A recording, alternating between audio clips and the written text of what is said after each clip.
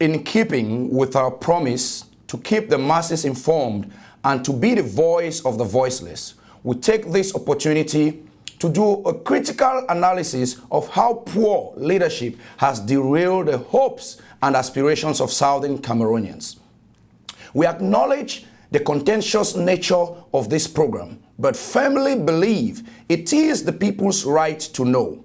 I am Theodore Ngumba, and these are my thoughts on the Anglophone crisis. The Anglophone crisis has been going on for 2 years with dismal results.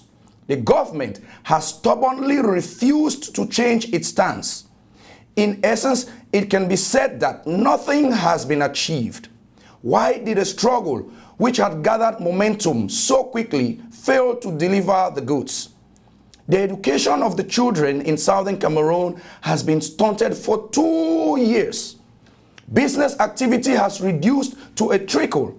Lives have been lost, property destroyed, and many imprisoned.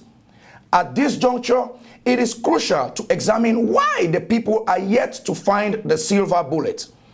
While the intransigence of the government is to a large extent be blamed, it is also important to analyze the leadership of the struggle.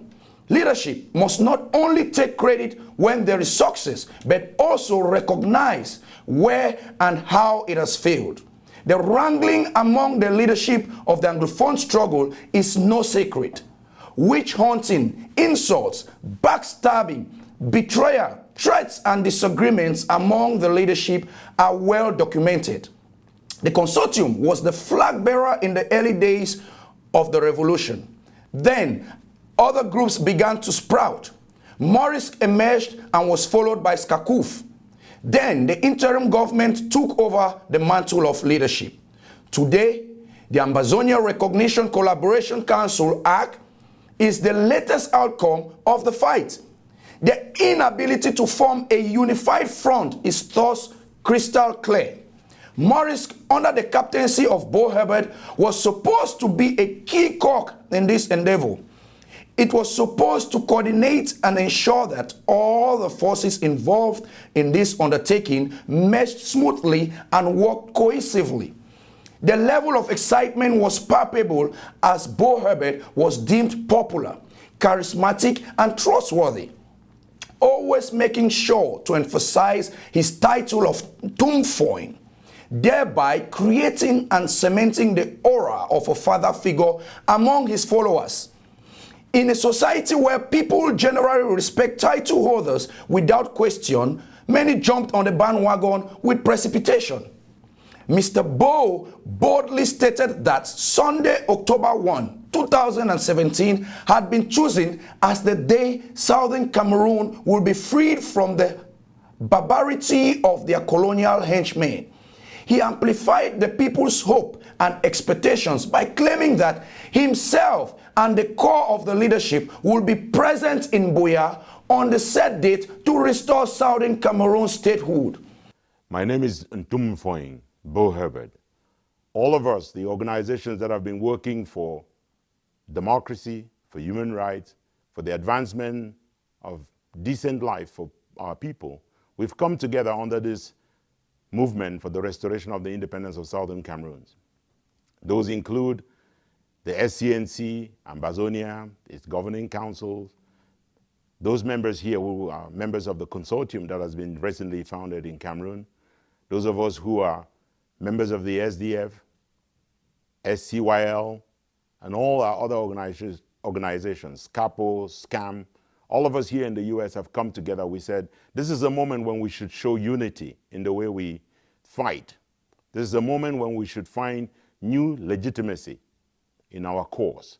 We have determined that it was not going to be free when we get independence, and so we have to set that date for ourselves, the day when we will be completely done with the colonial power of Yaoundé. And we have fixed that date for Sunday, the 1st of October 2017, when all of us will meet in Buea to restore the independence of our country and to return our people, elected officials, to power.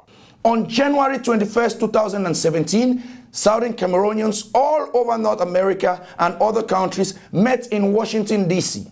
The purpose of the gathering was twofold: Firstly, to centralize the administrative duties of all groups involved in the struggle. It was agreed that by virtue of Bo Herbert's background in journalism, he was better placed to assume and direct the communication activities of all groups. Secondly, to raise funds for the unfortunate brothers and sisters affected by the violence and disorder in southern Cameroon. Unknown to those attending the meeting, Bo Herbert and his gang had other intentions. Their agenda was to seize the opportunity to blindside the people and take complete control of leadership. This would have given them unfettered access to all funds collected and to be the undisputed decision maker. They had cunningly crafted a constitution tailored along the lines of their nefarious objectives, assuming those attending will ratify their constitutions without taking time to live through the paperwork. Unfortunately for them, it was quickly pointed out that the constitution was a complete sham. It was clearly designed to satisfy the ill intentions of Maurice to the detriment of the struggle and the people. The seeds of discord had thus been sowed. The disappointment was palpable for many as they left with unanswered questions. Doubt was rife as to the true motives of Maurice and the direction the struggle was going to take. As a result of their glaring defeat, Bo Herbert and his vassals embarked on a vicious campaign to blackmail and sabotage all persons who had pointed out and countered their misbegotten plans. Bo Herbert unleashed his lapdogs, his indentured slaves like Innocent Chia, Charles Tamasan, Kalesh Bongo, Kati Free Fomangum, and Vivian Banwi went on a rampage, disseminating fallacies on social media. Many Southern Cameroonians of goodwill, including your humble host, became prime targets of slander. Bo Herbert's minions left no stone unturned as they engaged in a smear campaign of epic proportions. It had therefore become evident that the people's interest had been traded for power. At this juncture, Bo Herbert had to go back to the drawing board. Maurice had collected more funds than any other entity and therefore used their financial heavyweight status to cajole others to join the scheme. Maurice tried to bring Tassan Wilfred on board to achieve badly needed legitimacy. Meanwhile, megalomaniacs had seen in Maurice's failure a golden opportunity to hijack the struggle. Skakuf, the brainchild of the traitor Carlson Anyangwe, and his boot-licking subject Milan Atam emerged out of the woodworks. Skakuf was determined to fill the role that the failed Maurice was supposed to play. Desperate for popularity, they sought the fraternity of Tassan Wilfred and Nalova B of the consortium. Skakuf and its clients solicited the services of Nalova to recruit other members of the consortium. This was achieved through the trickery of an amorous relationship with a Skakuf choir boy. At this point, Bo Herbert had been almost relegated to the sidelines and had no other option but to join the ranks of the new alliance. Bo was then handed the role of spokesperson and therefore given another opportunity to continue his unquenchable search for power. Realizing that he was not going to outfox Skakuf with his power-grabbing motives, he shamefully resigned. Another one of Bo's subordinates, Larry Eyong Echo, was appointed to fill the position. However, Skakuf failed miserably and was then repackaged into the interim government. In order to quell the outcry that the leadership had been dominated by the Northwesterners, Julius Ayok Tabe was handed the presidency of the IG. This move was intended to pacify the masses, whose outcry for balance was getting louder. Larry Eyong Echo's lamentable performance led to the emergence of the destitute Chris Anu. Mr. Anu had embarked on a mission to boost his supposed commitment to the struggle by releasing wave after wave of audio recordings wherein he preached violence while flattering the IG. Mr. Anu was in dire financial straits as he had lost his business and church. Mindful that members of the IG were receiving financial support from benevolent Southern Cameroonians, he saw an opportunity to cash in. The so-called preacher, who had been described by Bo Herbert as Bin Laden for his violent outbursts, saw in IG an opportunity to hit a financial home run. With his newfound status as communications head of the IG, Mr. Anu had been given a new lease on his political and financial life. His output has been dominated by failure after failure. Mr. Anu has been exposed for the two-headed snake he is and has been described as equal or worse than Issa Chiruma, the lying tilapia of La République. Following the arrest of IG members in Abuja, Nigeria, Mr. Anu, in pure conman style, told lie after lie. His irresponsible pronouncements have misled many and ratcheted violence and mayhem.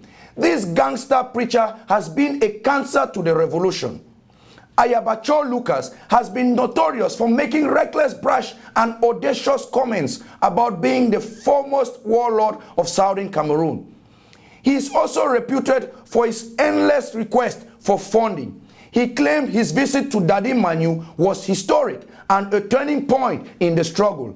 Interestingly, the wannabe warlord proved his cowardice by fleeing Daddy briefly after his military stunts.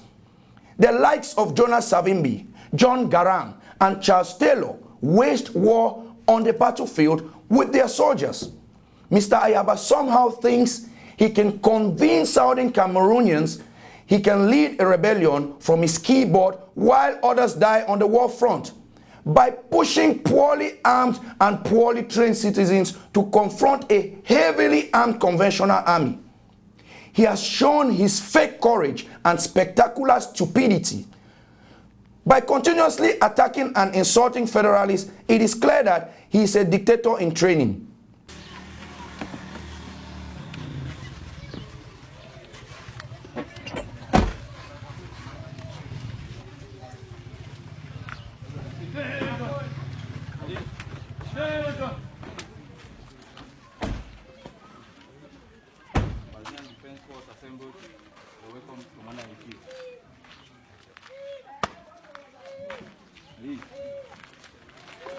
Attention! Tuning of the national anthem.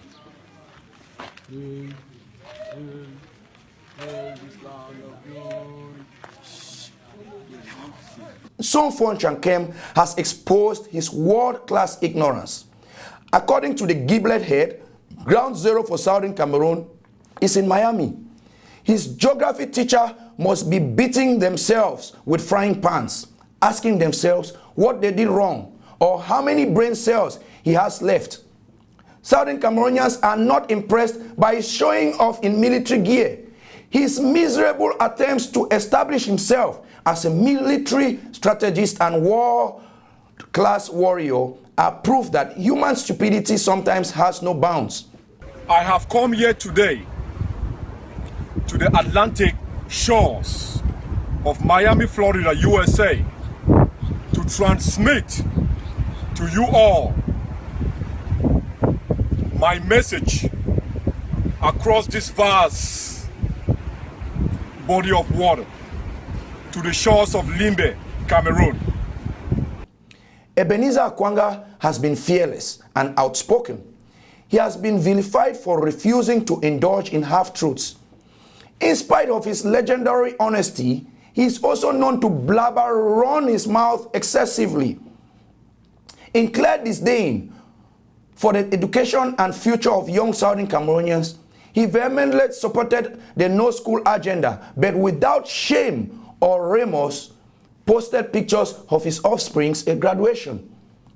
Edwin Gang and spouse are a classic case of opportunists. Lady Gang had flirted with Skakuf while the husband basked in the shadows, mindful that the quest for power has continuously changed the direction of the struggle. They had been plotting on an appropriate time to seize the limelight. their plane finally landed with the arrest of Julius Ayoktabe and his comrades. Then gangs and their aforementioned power mongers pushed for the dissolution of the IG with no other intention but to whitewash their previous failures into the Ambazonian Recognition Collaboration Council ARC. Obviously, the same individuals have continued to recycle their missteps, changing the name of the organization at every turn. All the infighting has played into the hands of the government of Cameroon. It has also estranged many who were willing to provide all the financial resources and logistics to ensure a winning outcome. The consensus is that Mr. Biya must go, by hook or by crook. However, the strategy must change. We must crawl before we walk. Many successful businesses have failed several times before finding success, but they had to change their approach to enhance their chances of success. This struggle is no different. Mr. Biya has a multitude of midget political parties allied with him. Politics of the stomach has stalled political progress in Cameroon. Regardless, the Biya government is recognized worldwide as evidenced by the diplomatic, economic, military and financial support he receives. Meanwhile, Ambazonia has not been recognized anywhere on the planet.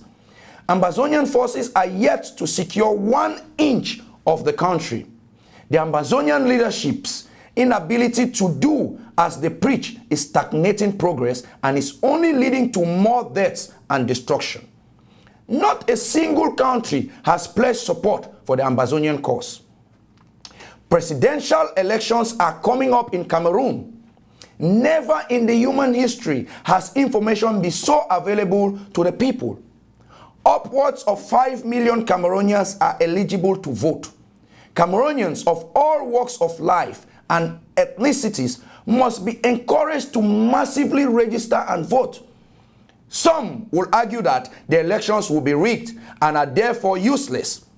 But by voting in record numbers, international players will be forced to pay more attention to the Cameroonian conundrum, giving the cause a better chance to garner international support.